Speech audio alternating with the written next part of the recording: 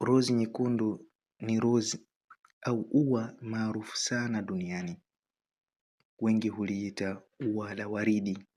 Ilijulikana au ilipata umaarufu wake duniani kutokana na uzuri wake, harufu nzuri iliyonayo na hasa maana iliyobeba rozi hii kiutamaduni pamoja na kihisia.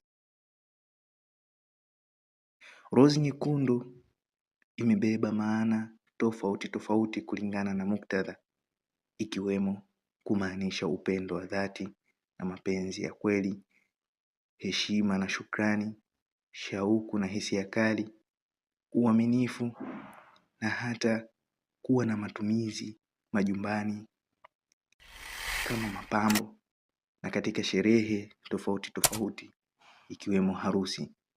Pia rozi hii hutumika kama zawadi maalum. Wengi wa watu hutumia rozi hii katika sherehe tofauti tofauti, kama vile wanaozitumia katika sherehe za wapendanao, harusi au uchumba.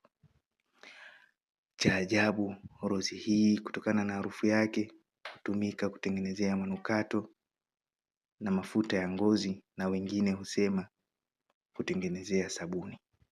Hii ndiyo rozi nyekundu